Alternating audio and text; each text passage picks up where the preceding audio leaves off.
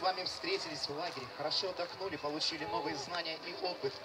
И с новыми силами каждый из вас поедет в свой город. Но пусть те дружеские связи, которые вы здесь приобрели, не оборвутся, а продолжатся в письмах, звонках, встречах. По морю ходит много кораблей. Пароходов, барж, катеров, лодок с парусами и без. Каждая из них уходит по своему маршруту, и у каждого свой путь. Но все они вернутся к той пристани, с которой уходили.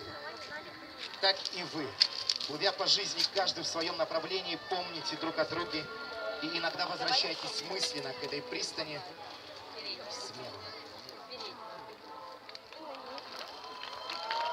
Ребята, взгляните на этот костер. Сейчас он горит ярким пламенем, а через некоторое время погаснет. Погаснет здесь, но в другом месте он разгорится с новой силой. Это говорит о том, что костер никогда не погаснет, если был когда-то разожжен. Посмотрите на искры, вылетающие из него.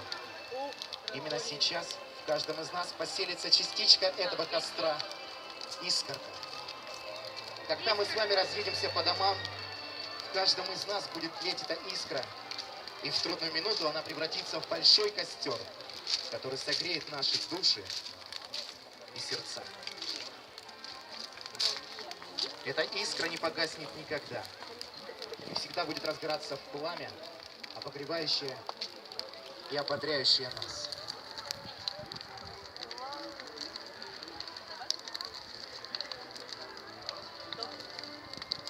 И пока наш костер разгорается, у вас есть возможность сказать друг другу самые теплые слова. Ведь совсем скоро мы с вами разъедемся по домам. Вспомните все самые лучшие и яркие моменты этой смены. Всех тех, кто создавал эту сказочную смену для вас. Ваши друзья, ваши вожатые. Эти люди старались быть для вас примером. Учили вас, как стать лидерами, как быть первыми во всем.